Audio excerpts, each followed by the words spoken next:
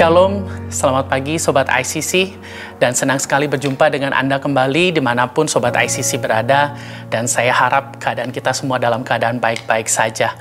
Dan hari ini dalam program Devotion ICC, saya ingin membagikan sesuatu, tapi sebelumnya saya ingin bercerita sesuatu mengenai sebuah kisah yang terjadi pada tahun 1911. Pada tahun 1911, ada seorang yang bernama Thomas Andrew. Thomas Andrew ini seorang yang sangat pintar, seorang yang sangat jenius, seorang yang sangat hebat pada masanya, dan seorang penemu, sehingga ada sebuah perusahaan besar yang mempercayakan Thomas Andrew untuk mengepalai sebuah tim untuk mengembangkan sebuah proyek yang luar biasa. Proyek tersebut membangun sebuah kapal yang sangat besar, sangat hebat, sangat canggih pada masanya, dan kapal tersebut sangat luar biasa. Dua kapal sebelumnya sudah diberi nama, yaitu Olympic dan Gigantic. Thomas Andrew berpikir keras untuk kapal yang ketiga, yang dia pikir akan jauh lebih prestisius, jauh lebih hebat, jauh lebih mahakarya yang luar biasa. Dan kemudian Thomas Andrew berpikir, apa ya nama yang pantas untuk menamai kapal yang sangat luar biasa ini? Kapal yang sanggup mengangkut 3.300 orang termasuk awak kapal, dan kapal yang sangat canggih, besar, dan luar biasa. Dan dia ingin menyaingi dua kapal sebelumnya yang sudah dia buat. Hingga akhirnya tercetuslah sebuah nama, yaitu Titan. Kita mengenal kapal ini dengan nama Titanic. Kata Titan berasal dari kata dewa, atau berasal dari kata Tuhan. Thomas Andrew berpikir bahwa kapal ini mahakarya yang dapat menyamai pekerjaan Tuhan menciptakan manusia, menciptakan bumi. Dan dia sudah berpikir bahwa kapal ini adalah sebuah mahakarya yang dapat menyaingi hasil ciptaan Tuhan. Dan bahkan Thomas Andrew berkata, seorang Tuhan pun tidak akan sanggup menenggelamkan kapal Titanic ini. Namun Sobat ICC, kita tahu bahwa kapal Titanic hanya bisa berlayar 4 hari saja. Tahukah Sobat ICC, kapal yang luar biasa ini mengangkut 3.300 orang hanya diperlengkapi dengan 20 sekoci. Dan 20 sekoci ini hanya diadakan untuk sebagai formalitas. Karena Thomas Andrew berkata bahwa kapal ini tidak mungkin tenggelam. Kapal ini tidak mungkin bisa karam dan tidak mungkin gagal. Tetapi kita semua tahu bahwa Titanic tenggelam dalam kali dia pertama berlayar. 1.514 orang tercatat menjadi korban karena tidak dapat diselamatkan akibat sekoci yang kurang. Dan di akhir hidupnya Thomas Andrew tidak mau diselamatkan. Dia lebih memilih untuk menemui Tuhan, untuk kemudian dia mempertanggungjawabkan perbuatannya. Tahukah kita bahwa tragedi Titanic mengkaitkan kita sebuah dosa, yaitu akan sebuah dosa yang kita tahu, kesombongan. Akar dari segala dosa, akar daripada apa yang melenceng dari kehidupan panggilan kita adalah kesombongan. Iblis atau Lucifer, dia turun dari surga, dibuang sampai ke neraka karena oleh satu dosa, yaitu kesombongan. Karena Lucifer ingin menyamai keberadaan Bapa di surga. Tuhan sangat membenci akan kesombongan. Ada beberapa ayat yang akan mendukung hal ini. Saya ingin bacakan di Yesaya 2 ayat 17. Manusia yang sombong akan ditundukkan dan orang yang angkuh akan direndahkan. Hanya Tuhan sajalah yang maha tinggi pada hari itu. Masih di Yesaya 5 ayat 15. Maka manusia akan ditundukkan dan orang akan direndahkan. Orang-orang sombong akan direndahkan. Amsal 16 ayat 5. Setiap orang yang tinggi hati adalah kekejian bagi Tuhan. Sungguh ia tidak akan luput dari hukuman. Dan ayat 18, kecongkakan mendahului kehancuran dan tinggi hati mendahului kejatuhan. Sombong adalah akar dari segala macam kejahatan. Saat ini Sobat ICC, kita hidup di tengah dunia yang tolak ukur yang kita lihat adalah tolak ukur apa yang kita lihat di media sosial. Orang berlomba-lomba untuk menampilkan apa yang ekstravagan, apa yang luar biasa, pencapaian orang berusaha untuk memperlihatkan tingkat kesuksesan yang mereka miliki dengan materi yang mereka bisa pamerkan. Mereka bisa pergi dengan menggunakan private jet atau mungkin first class. Mereka pamerkan kondisi cabin di first class berbanding terbalik dengan mereka yang mungkin berdesakan di kelas ekonomi. Sehingga kita menganggap bahwa kesuksesan adalah ketika kita bisa terbang dengan menggunakan first class atau business class. Banyak orang menganggap kesuksesan adalah dengan memakai barang-barang branded, memakai barang-barang luxury, tinggal di hotel yang mewah atau tinggal di penthouse yang mewah atau memiliki rumah yang keren, mobil sport yang banyak, dan juga kemudian dengan koleksi-koleksi tas yang harganya bisa satu tas bisa seharga satu rumah. Dan mereka menganggap bahwa dengan mereka menampilkan itu di media sosial, itu adalah tolak ukur sebuah kesuksesan. Sehingga seringkali kita terhakimi dengan apa yang ditampilkan oleh media sosial. Kita pun menjadi khawatir, kita pun menjadi mengukur diri kita bahwa untuk ada di tahap seperti itu, itulah baru namanya sukses. Sehingga orang berlomba-lomba, bahkan mereka yang tidak punya sekalipun, mereka berusaha untuk memilikinya, mereka berusaha untuk memolesnya di media sosial, dan mereka menampilkan apa yang sebenarnya kenyataan yang tidak berkata seperti demikian. Siapa tolak ukur kita pada zaman modern ini? Keluarga Kim Kardashian, keluarga-keluarga kaya, sultan istilahnya kalau zaman sekarang berkata, sehingga memamerkan sesuatu di media sosial atau istilahnya flexing menjadi sesuatu hal yang biasa. Dan ketika ada orang yang memberi masukan, dia berkata, ini uang-uang saya, ini kondisi ekonomi saya. Orang yang menghina itu atau orang yang memberi masukan atau memberi kritik itu berarti orang yang iri hati, orang yang tidak mampu membeli. Dan kemudian begitu banyak kita dipojokkan dengan nilai-nilai yang berkata bahwa kita harus ada di posisi demikian baru untuk kita menjadi sukses. Tapi hari ini, saya ingin kita belajar dari dua tokoh dalam Alkitab. Tokoh yang pertama adalah Raja Uzia. Saya ajak Sobat ICC untuk kita membuka 2 Tawarik, pasal 26 ayat 1-5. Sekali lagi 2 Tawarik, pasal 26 ayat 1-5. Segenap bangsa Yehuda mengambil Uzia yang masih berusia 16 tahun dan menobatkan dia menjadi raja menggantikan ayahnya Amazia. Ia memperkuat Elot dan mengembalikannya kepada Yehuda sesudah raja mendapatkan perhentian bersama-sama dengan nenek moyangnya. Ayat 3, Uzia berumur 16 tahun pada waktu ia menjadi raja, dan 52 tahun lamanya ia memerintah di Yerusalem. Ayat 4, ia melakukan apa yang benar di mata Tuhan, tepat seperti apa yang dilakukan oleh Amazia ayahnya. Ia mencari Allah selama hidup Zakaria yang mengajarnya supaya takut akan Allah.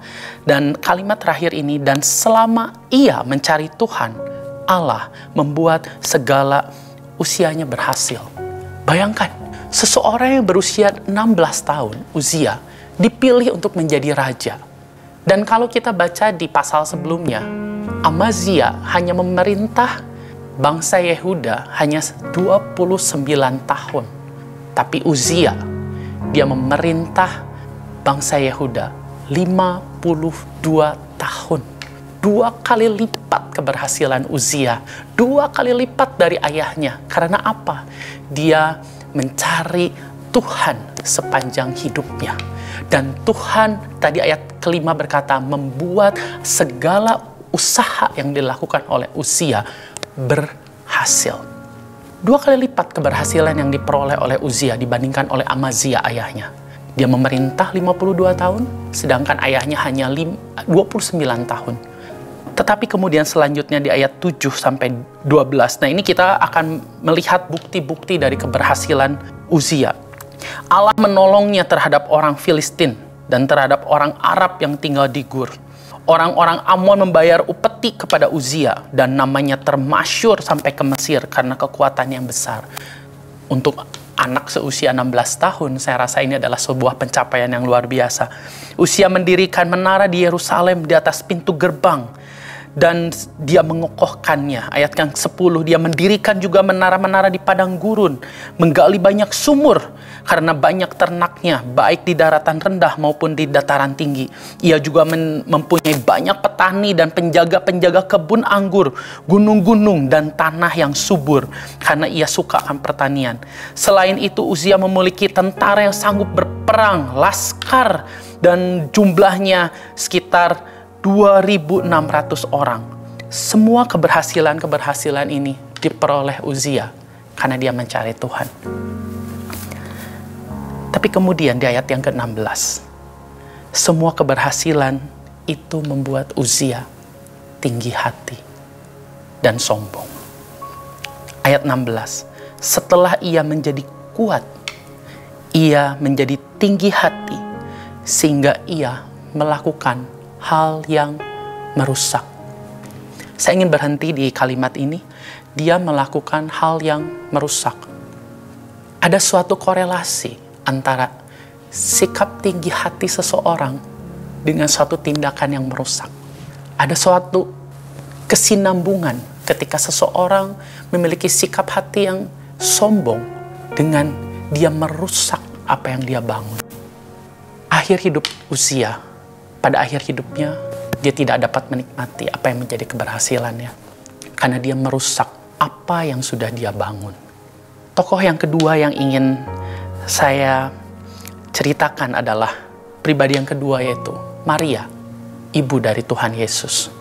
Dari sebuah kejadian perkawinan di Kana, kita akan baca di Yohanes 2 ayat 1-5. Pada hari ketiga ada perkawinan di Kana yang di Galilea, dan ibu Yesus ada di situ. Yesus dan murid-muridnya diundang juga ke perkawinan tersebut. Ketika mereka kekurangan anggur, ibu Yesus berkata kepadanya, "Mereka kehabisan anggur." Kata Yesus kepadanya, "Mau apakah engkau daripadaku, ibu? Saatku belum tiba." Tetapi ibu Yesus berkata kepada pelayan-pelayan, "Apa yang dikatakan kepadamu, buatlah itu." Akhir cerita kita tahu bahwa kejadian perkawinan di Kana adalah kejadian pertama, mujizat pertama yang dibuat oleh Tuhan Yesus untuk menjadikan air menjadi anggur. Di situ dikatakan, di literatur dikatakan 150 galon air dirubah menjadi anggur, menjadi mujizat yang membawa sukacita, menjadi mujizat yang dikenang oleh banyak orang. Tapi kalau Sobat ICC boleh baca hingga akhir ke bawah, nama Maria tidak pernah disebutkan kembali. Nama Maria padahal memiliki sebuah peranan yang demikian penting, demikian vital dalam kejadian peristiwa yang sangat luar biasa ini. Sesuatu yang pertama ini, sesuatu yang pasti sangat dikenang, sesuatu yang sangat penting, sesuatu yang sangat berkesan. Dan ada andil dari Maria di tempat ini, dalam peristiwa ini. Dia berhasil membujuk Tuhan Yesus untuk melakukan mujizat yang pertama, padahal Tuhan Yesus berkata bahwa saatnya belum tiba. Namun karena peranan Maria, dia berkata kepada pelayannya, "Lakukan ini, lakukan itu, lakukan apa yang anak saya suruh, apa yang dia suruh, lakukan itu." Tapi setelah semuanya selesai, setelah semua orang bersuka cita, setelah semua orang bergembira, Maria memilih untuk undur, untuk menepi dari spotlight yang menyorot dirinya. Dia lebih memilih untuk memberikan setiap kemuliaan yang ada, walaupun peranannya dia luar biasa. Dia memilih untuk memberikan peranannya itu, sorotan itu kepada Tuhan Yesus. Karena dialah sang pembuat mujizat sesungguhnya. Dan dia mengembalikan segala kemuliaan, setiap puji-pujian, setiap sorotan, setiap pengakuan dia berikan kembali kepada Tuhan Yesus. Kita jarang sekali mendengar tentang Maria dalam Alkitab. Tapi kita tahu, Maria, ibu Yesus, sampai kapanpun akan memiliki tempat yang tertinggi di antara semua ibu, semua wanita yang disebutkan oleh Alkitab. Firman Tuhan berkata, tidak perlu kita mencari pengakuan, tidak perlu kita mencari penghormatan, karena kehormatan itu akan Tuhan berikan kalau kita memberikan segenap kemuliaan untuk kemuliaan nama Tuhan. Sama seperti tadi Uzia, ketika dia tinggi hati, dia melakukan tindakan yang merusak Saya sendiri waktu awalnya membaca ini, apakah kemudian Uzia sengaja menghancurkan menara yang dia bangun, sengaja dia menghancurkan pertanian yang sudah dia bangun, ataukah Uzia sengaja dia melakukan apa yang dia lakukan untuk menghancurkan semua apa yang sudah dia bangun. Ternyata tindakan-tindakan perusakan yang dilakukan oleh Uzia secara tidak sengaja. Tahukah bahwa kesombongan adalah sesuatu seperti korosi yang menghancurkan kita dari dalam secara perlahan tanpa kita sadari? Apa yang kita rusak? Kita merusak bisnis kita karena kesombongan kita. Kita tidak mau mendengar masukan dari bawahan. Kita tidak mau melihat kondisi kompetitor. Kita merasa bahwa apa yang sudah kita lakukan adalah yang terbaik. Kita sudah merasa bahwa posisi kita di dalam sebuah bisnis adalah posisi yang paling nyaman, posisi yang paling settle. Apa yang sudah dilakukan toh semuanya laku, sehingga kita menjadi sombong. Kita tidak memandang orang lain, kita tidak memandang orang-orang yang baru membangun bisnisnya, kita mencemooh mereka. Tapi kemudian suatu hari keadaannya bisa berbalik. Atau mungkin dalam pernikahan kita sombong tanpa kita sadari, sehingga kita tidak memberikan respek kepada pasangan kita, kita tidak mau mendengarkan anak-anak kita. Atau mungkin juga dalam pelayananmu, tanpa sadar bahwa kesombongan itu menggerogoti pelayanan kita dari dalam. Kita tidak mau lagi belajar, kita tidak mau lagi mempelajari apa yang ada dalam firman Tuhan, kita tidak mau lagi mencari apa yang menjadi kerinduan hati Tuhan. Atau mungkin dalam kesehatan kita sombong, kita makan apa yang kita mau, kita menjalankan gaya hidup apa yang kita anggap kita tidak akan pernah sakit, kita tidak akan pernah mencapai satu kondisi badan yang tidak enak. Kita makan apa saja, kita tidak perlu olahraga, kita merasa bahwa saya bisa bergadang sampai kapanpun. Kita merusak tubuh kita tanpa sengaja karena kita sombong, kita menganggap bahwa kita tidak akan pernah sakit. Begitu banyak kesombongan merusak dari dalam, merusak apa yang sudah kita bangun, merusak prestasi impian kita karena satu kata, sombong. Dan hari ini saya ingin ajak Sobat ICC semua untuk kita merenungkan satu hal. Apakah mungkin kalian hari ini sedang merasa, apa yang saya sudah bangun kok sekarang mengalami titik jenuh? Kok saya mengalami persimpangan dalam hubungan? Atau mungkin hari ini kau merasa ada yang salah dengan keputusan yang kita ambil. Kau mungkin merasa bahwa bisnis atau keuangan yang kita kelola tidak berjalan dengan semestinya. Kenapa kita membuang uang untuk satu barang yang kita tidak perlu, untuk kemudian pada akhirnya kita pamerkan hanya untuk kita berusaha untuk kita perlihatkan di media sosial. Atau mungkin kita berusaha untuk berlibur dengan melebihi budget yang kita punya. Dan tanpa sadar, mungkin hari ini Sobat ICC ada dalam satu kondisi keuangan yang kita rasa kita tidak bisa keluar dari kondisi tersebut. Mungkin hari ini adalah jawabannya. Karena kita lupa akan diri kita yang sesungguhnya.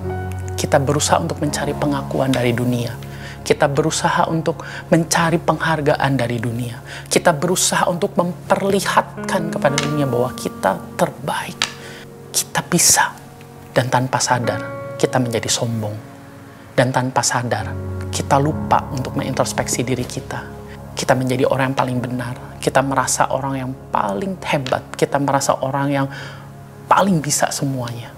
Kita tidak mau mendengarkan masukan. Kita tidak mau mendengarkan berdiskusi lagi. Kita lupa dengan passion kita ketika kita membangun semuanya dari nol. Kita lupa untuk menerima masukan dari orang-orang. Tapi hari ini Sobat ICC selalu ada kesempatan. Apapun keadaanmu, apapun kondisimu, saya mengundang Sobat ICC untuk kita membaca di Filipi 2 ayat 3. Dengan tidak mencari kepentingan sendiri atau puji-pujian yang sia-sia, sebaliknya hendaklah dengan rendah hati yang seorang menganggap yang lain lebih utama dari dirinya sendiri. Maukah kita belajar untuk kita merendahkan hati kita dan mengutamakan kepentingan orang lain? Roma 12 ayat 16. Hendaklah kamu sehati, sepikir dalam hidupmu bersama. Janganlah kamu memikirkan perkara-perkara yang tinggi, tetapi arahkanlah dirimu kepada perkara-perkara yang sederhana. Janganlah menganggap dirimu pandai. Bukalah hatimu, bukalah pemikiranmu, bukalah terhadap gagasan-gagasan yang baru. bahwa mungkin apa yang sudah kita bangun mungkin saatnya mengalami pembaharuan. Mungkin sekarang tidak relevan dengan kondisi kompetisi sekarang. Atau cara komunikasi kita sudah tidak relevan lagi.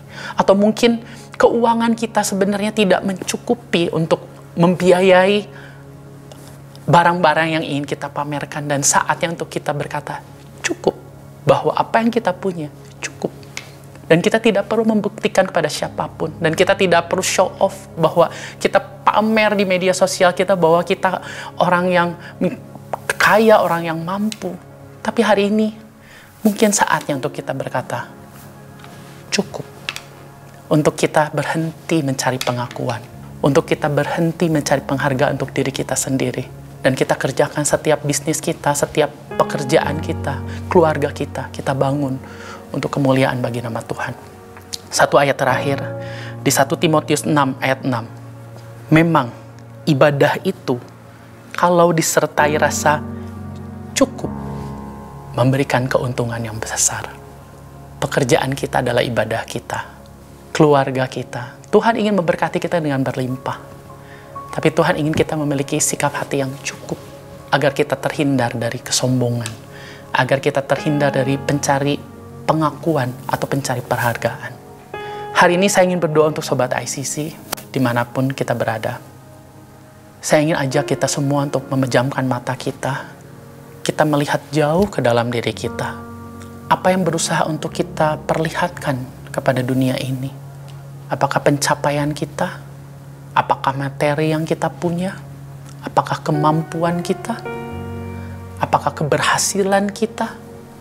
Tapi tahukah Sobat ICC, apapun yang kita capai hari ini, apapun yang kita punya hari ini, apapun yang kita miliki hari ini, itu bukan karena hasil usaha kita, tapi karena anugerah Tuhan. Semuanya karena pemberian Tuhan. Dan semuanya karena ada Tuhan Yesus yang memberikan setiap mujizat penyertaannya, pekerjaan tangannya, untuk memampukan kita berhasil sampai hari ini. Sama seperti Maria yang dia kemudian mengundurkan dirinya dari setiap sorotan, mengundurkan dirinya dari pengakuan dunia, karena dia tahu yang membuat mujizat bukan dia, tetapi Tuhan Yesus yang ada bersama-sama dengan Maria. Oleh karena itu hari ini Sobat ICC, saya ingin ajak kita semua untuk kita merendahkan hati kita, untuk kita memberikan setiap pengakuan, penghargaan hanya kepada Tuhan yang memberikan semua anugerah yang terbaik dalam hidup kita. Memberikan kesehatan, memberikan keuangan yang baik, keluarga yang baik. Hari ini kita mau kembalikan semuanya untuk kemuliaan bagi nama Tuhan.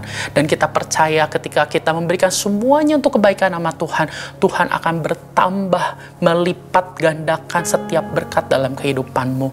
Dan kau tidak akan heran ketika kapasitasmu diperbesar, kepercayaanmu ditambahkan. Kau tidak akan heran ketika kedudukanmu dinaikkan, ditinggikan, keluargamu diberkati. Karena setiap berkat yang kau terima, kau kembalikan untuk kemuliaan bagi nama Tuhan. Hari ini kami bersyukur Tuhan untuk setiap apa yang Tuhan sudah ingatkan dan taruh di hati kami Bapa. Dan kami percaya setiap firman yang sudah ditabur tidak akan kembali dengan sia-sia. Di dalam nama Tuhan Yesus kami ucap syukur. Haleluya. Amin. Terima kasih Sobat ICC yang sudah bergabung dengan devotion ini. Dan kami harap kita dapat bertemu kembali dalam program devotion berikutnya. Tuhan memberkati.